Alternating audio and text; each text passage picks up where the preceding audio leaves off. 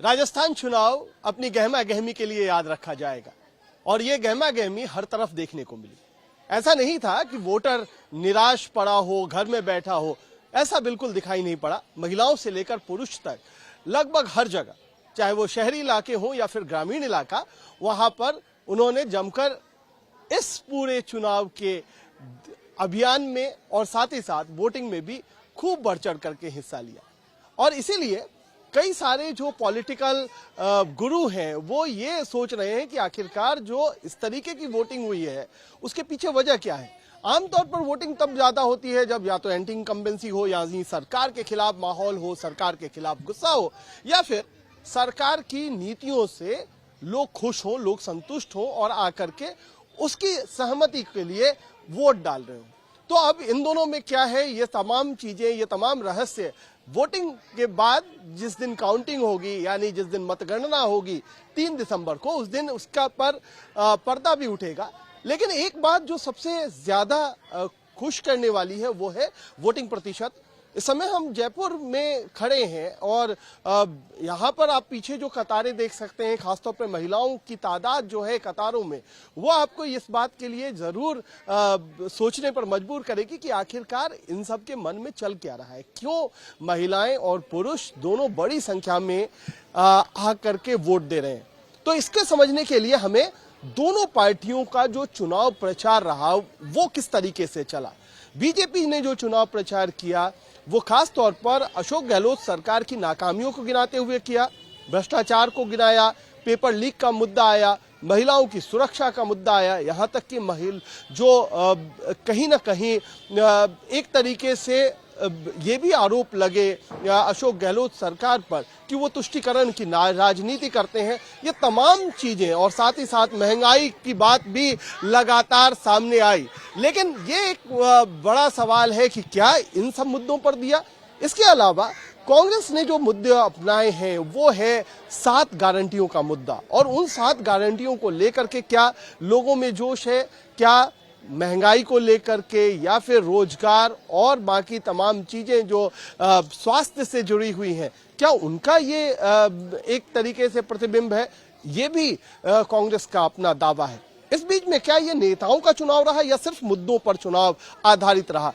तो नेताओं की भी खूब चर्चा हुई। ये पहली दफा है जब एक तरीके से कई सालों में ये बीजेपी ने कम से कम अपनी तरफ से कोई मुख्यमंत्री का दावेदार, मुख्यमंत्री का उम्मीदवार नहीं उतारा। दावेदार तो कई हैं। अब उन कई नामों में वसुंधरा राजे सिंधिया जो कि पहले मुख्यमंत्री रह चुकी हैं, उनका नाम है ही, झालरपाटन से वो खुद चुनाव लड़ रही हैं।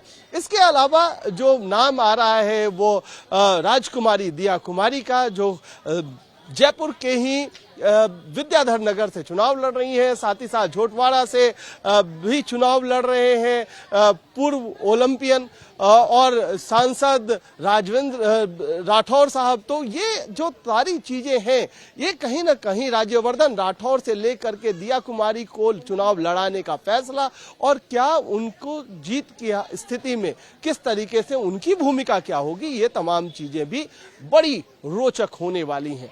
वहीं पर अगर हम कांग्रेस के नेतृत्व की बात करें तो अशोक गहलोत मुख्यमंत्री हैं, उनके चेहरे पर, उनकी स्कीम पर, उनकी योजनाओं पर, उनके आने वाली योजनाओं पर भी चुनाव लड़ा गया।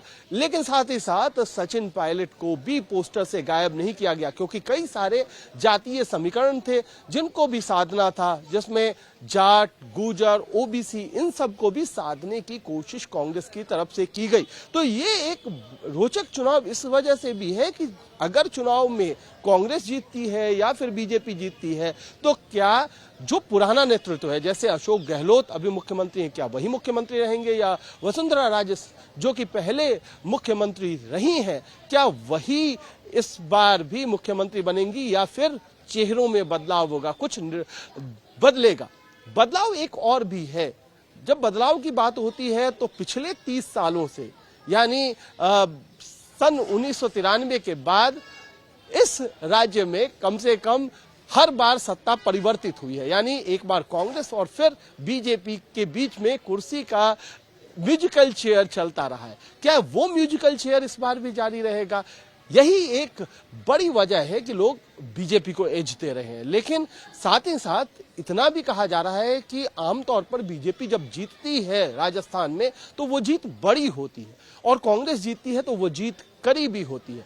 इस बार बीजेपी को एज तो बताया जा रहा है, लेकिन कई लोग कह रहे हैं कि नहीं, इतना बड़ा एज भी नहीं है, तो बहुत क्लोज मुकाबला है, और इस क्लोज मुकाबले में जादूगर अशोक गहलोत की भूमिका बहुत बड़ी बन जाती है। और ये भी माना जा रहा है कि कुछ अगर बदलाव हुआ, बदलाव न सिर्फ एक इस बात में कि क्या सत्ता में परिवर्तन होगा, बल्कि ट्रेंड में भी बदलाव होता है, यानी सरकारें अदलती बदलती रहती हैं, उस बदलाव के लिए भी हो सकता है राजस्थान को तैयार रहना चाहिए, क्योंकि अशोक गहलोत की जो पॉपुलैरिटी है, उनकी जो लोकप्रियता है, वो कई जगहों पर बहुत ज्यादा है। लेकिन कांग्रेस के लिए चिंता की बात एक और है, और वो है वर्तमान जो सिटिंग विधायक हैं उनके प्रति नाराजगी। उनको लेकर के एक कंसर्न था।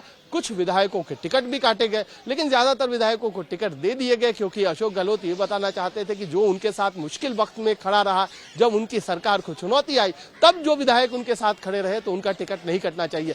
क्या ये उल्टा पड़ेगा दांव कांग्रेस के लिए? अगर वो ज्यादा विधायकों की टिकट काटती तो शायद बेहतर नतीजे आ सकते थे, क्योंकि अशोक गहलोत की पॉपुलैरिटी आगे बढ़ती। ये तमाम चीजों पर ही निर्णय क्या होगा या क्या रिजल्ट आएगा, नतीजे क्या आएंगे 3 दिसंबर को, इन तमाम विषयों पर ही निर्भर करेगा। तो लगभग वोटिंग समाप्त है और लाइन लंबी है, लेकिन ये लंबी कतार वोटिंग के आखिरी घंटों में भी क्या कुछ बता रही है, ये जरा सोचिए, और आपको सोचने पर मजबूर जरूर करेगी, क्योंकि हमें भी अभी ये गुत्थी सुलझानी है कि आखिरकार लोगों ने इतना बढ़ चढ़कर वोटिंग में शहरी इलाकों में भी हिस्सा क्यों लिया।